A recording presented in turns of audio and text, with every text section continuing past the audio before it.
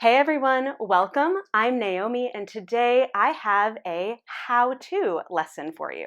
So in this tutorial, I am going to teach you how to do Uttanasana, which is known in English as a forward fold or a forward bend, depending on your linguistic preference, okay? And it's a standing forward bend or forward fold as well. Now, there are a couple of things that I want you to make sure that you have for this class, for this practice. I have a couple of blocks, I actually have quite a few, and it's useful to be near a wall or near a table so that you can get into some of the actions that will help you feel a little bit more balanced in Uttanasana. Okay, now this is going to sort of teach you some of the ways that you can strengthen your body in Uttanasana and some of the ways that you can help keep your body, relatively stable and supported and even safe in this pose. Now, Uttanasana is not inherently unsafe. Nothing in yoga really necessarily is, but there are times where you might feel more load in your low back or your knees, or even sort of behind your knees or in your feet or your calves. And I'm going to teach you how to put the load exactly where you want it, which is actually in your hamstrings in this pose, okay? So all that said, let's get started. So I'm going to show you Uttanasana first, okay? Now, Uttanasana is a standing forward bend. So here I am in this standing forward bend. Now you can see that my fingertips touch the floor very easily. I can even get my palms flat to the floor. That's great for me. It's also not required, right? You might not be able to get your palms flat. That doesn't mean that you're not doing Uttanasana. It doesn't mean that you're not doing a good forward bend, okay? Another thing to notice is that my feet are hip width apart. Okay, now you can actually do Uttanasana a lot of different ways. You can have your feet together. You could have them a little bit apart. You could have them hip width apart. You could have them outer hip width apart.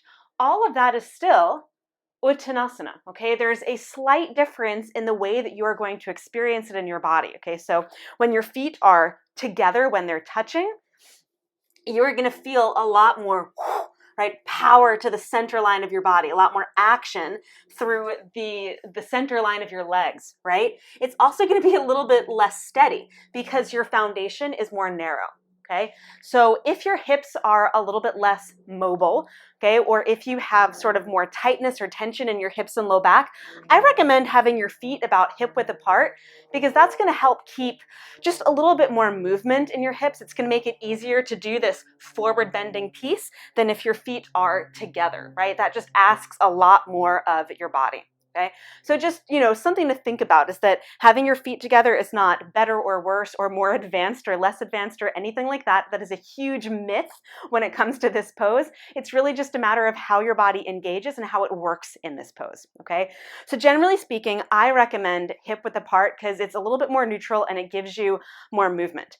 Okay, now legs really wide apart is a completely different standing forward bend called a Prasarita Padottanasana. It's a wide-legged forward bend. This is really great if your hips are on the tighter side, right, or have a little bit less movement because it allows for even more movement of your hips. But it's not Uttanasana. It is not that pose. So just to give you an idea of the difference between the two. Okay, so that's one thing to be really aware of is where your feet are and how you place them. Okay, now another thing to be aware of is where the weight is in your feet when you fold forward. So the tendency when we fold forward is to rock back and go forward. Now there isn't, again, anything inherently wrong with this. It just takes some of the strength out of your hamstrings and tends to put it more in your calves and your knees, right? And even into your low back because you're angling backwards, okay? Now, if you want to bring more strength to your legs, if you want to work your hamstrings more, you actually want to try to keep your hips over your ankles. Now this requires a lot of work, okay? This requires a lot of work for your hamstrings, so you gotta kind of start small here, and you gotta start slow, okay? Now the first thing that I wanna say too, and this is obviously not the first thing because I've said a lot of things before this, so maybe it's like the third thing, but when you're folding forward, I think this is sort of the big deal, is that there are a lot of different ways to fold forward and to stand up. Some people will tell you to dive forward, right, and to roll up to stand, whereas other people might tell you to lengthen forward with a flat back, right, and lift up with that very same flat back. Again, one isn't necessarily better than the other, okay? One asks for more articulation of your spine, that's the roll down and roll up, and the other asks for, again, more strength for your hamstrings, and it sort of invites you to take the work out of your spine, right? So if you tend towards low back pain or low back pressure, probably better to do the one where you are lengthening out through your spine instead of rounding down and rounding up. Okay, so I will show you how to do that in a little bit more detail, but I wanted to sort of break down that myth as well. We're often told that if you roll down or roll up that you're going to hurt your low back. That's not necessarily the case, and that's definitely not the case if you do have a healthy low back, if you don't currently have any low back pain or issues or injuries. Okay, so that's just something to keep in mind when you hear things like, you're going to hurt your back if you round it.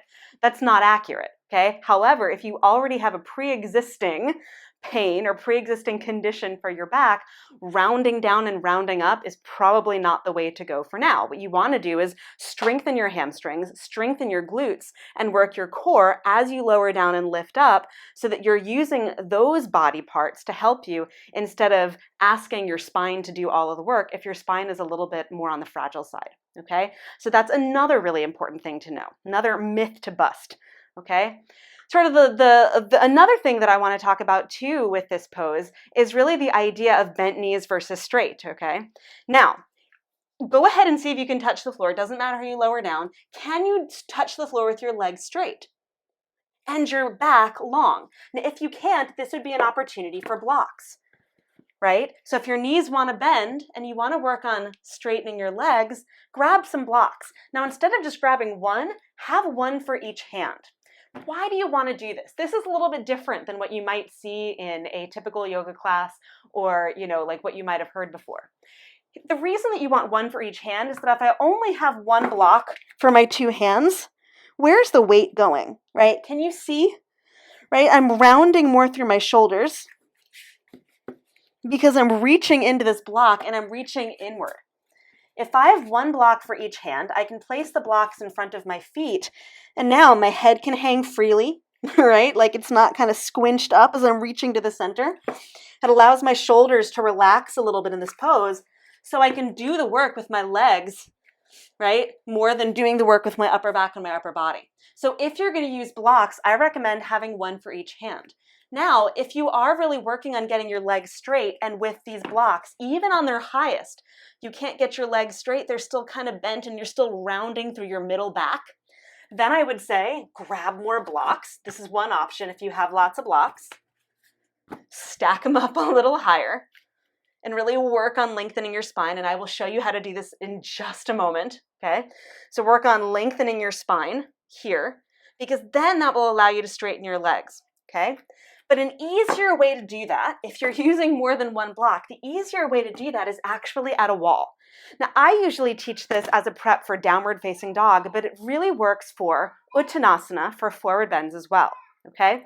So you're going to go to a wall, place your hands at a wall, and walk your feet back until your feet are about underneath your hips. You can bend your knees as much as you need to. Now, you don't have to have your palms flat on the wall. You could even be on your fingertips.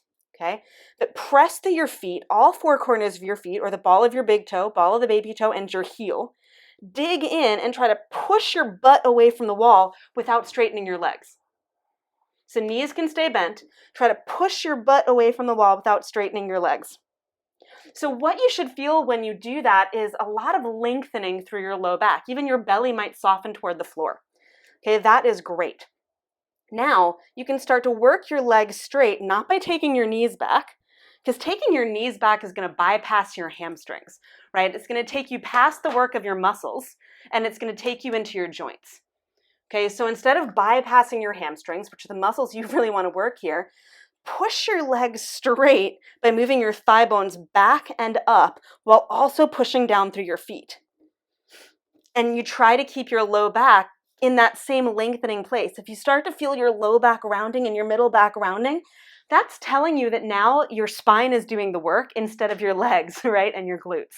And the whole objective in Uttanasana is to feel this primarily to release your spine, so your spine can let go, right? Your upper body can release so that you can feel it more in your hamstrings and your glutes, right? That's the idea of this pose, okay? So at the wall, in your wall dog or your wall Uttanasana, knees are bent, you push your thighs away from the wall, dig into your heels, start to work your thigh bones back without taking your knees back.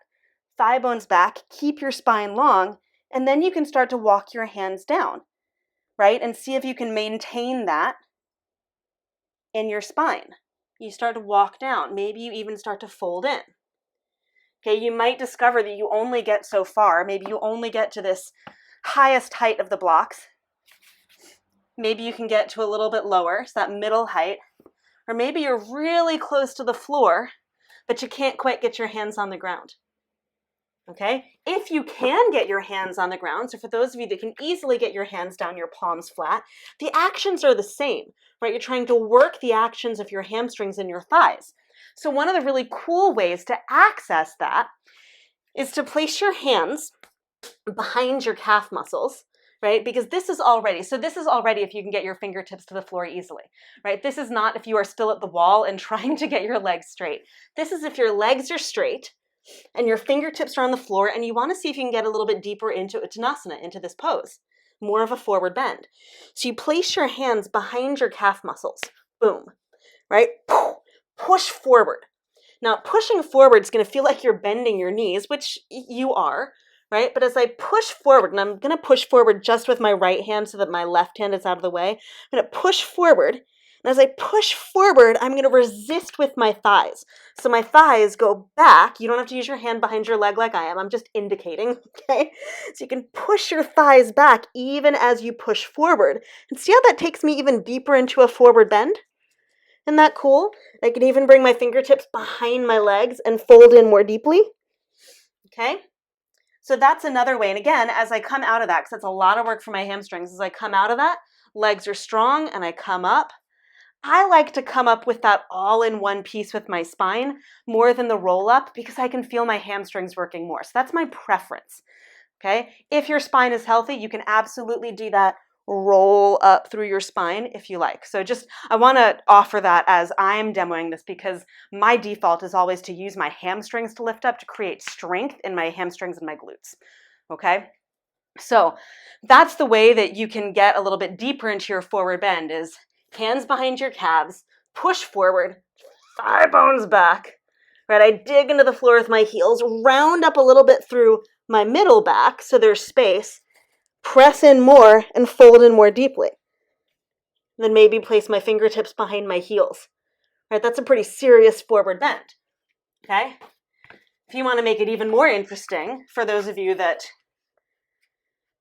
might have either shorter legs or very strong hamstrings, you can add some height, right? And see if you can go here, right? So I happen to have my palms flat on the floor here. Okay, not a lot of weight in them, but they're fairly flat. It's the same idea. Push forward, thighs go back, dig into your feet, fold in. Oh, maybe see if you can get your fingertips to the floor. Oh yeah, that's serious. Or even just palms flat. And you can add as much height as you want. Okay, do be aware of your legs as you're doing that for sure, so that you come up carefully and slowly, because again, you are in a forward bend, so you want to make sure that as you lift up, you're not holding your breath, you're not like whipping yourself up and thrusting your pelvis forward and kind of like throwing yourself kind of off balance, anything like that. So just be conscious of that when you're coming up to stand, okay? Now these forward bends are really fun, they're really awesome to do. Okay, and the way that you can think of them is that when you're doing them in a sequence, if somebody says, come into a forward bend, it's, the idea is going to be the same too if you're doing a flow. So it's always going to be easier to have your hands at your hips and to fold forward, right? And to bring your hands to your hips to come back up to stand than it is to have your arms overhead or even your arms out to the sides. Arms overhead, we tend to pull like we're diving down, okay? Whoosh. Okay, so instead of having your arms overhead to dive down, if your arms are overhead, you really have to work your feet and keep your head and your arms in line as you lower down and lift up. Okay, so that's sort of if you're putting it into a flow, right? If you're doing a sun salutation. The last thing that I want to mention before we're done is, remember I'd said, hey, like if you really want to work that idea of your hamstrings and your glutes and not leaning back as you lower down and lift, you're going to go near a wall. Okay, now I'm going to go up against these doors. It's a little bit tricky because of this ledge, but you'll get the general idea is that if my butt is at the wall It's going to keep me a little bit more honest so that when I lower down and lift up, oh, I'm using my hamstrings to do it, and I'm not really leaning too much. Okay, like I'm not angling forward and back. I would do it here, but again, like this isn't, it's not gonna, I'm right at the ledge, so it's a little tricky, but you'd wanna be just like an inch or two away from the wall, and then you're just trying to lower down. Whoa. Slowly, slowly, slowly. Having that same feeling of like, I'm not moving, my hamstrings aren't moving, my thighs aren't moving from where they are. Oh yeah, that's a lot of work for my legs, okay? So that's gonna sort of give you an idea. It's gonna help teach you how to use your legs to lower down and lift up instead of using your low back to lower down and lift up into Uttanasana, into your standing forward bend. Now, the last thing that I want to leave you with is just a little bit of etymology, and I think this sort of helps because of the pose. So Uttanasana, right? The word in Sanskrit, Uttanasana, means intense stretch pose. So if that's what you're feeling, you're totally on the right path. Ut in Sanskrit is intense, right? Tan means to stretch, and asana is seat or pose. So it's intense stretch pose, okay? So if that's what you're feeling, awesome. Okay, if you want to increase that intensity, add those blocks, or add that hands behind the calves, or practice at the wall. If you want to lessen the intensity, use those blocks to pull yourself up a little bit away from the floor so that you're not doing it from a part of your body that is creating strain or stress, okay? So that is my quick tutorial on Uttanasana. I hope you find it really useful. I hope it helps you stay strong in your body as you are folding forward and standing up from that forward bend. Thank you, as always, for tuning in. If you enjoyed this practice, give me a thumbs up and leave me a comment. Let me know what else you'd like to see on this channel. And as always, if you are not yet subscribed, make sure to subscribe in that bottom left corner so that you can do a little yoga with me every single week. Thanks for tuning in. See you again really soon. Bye.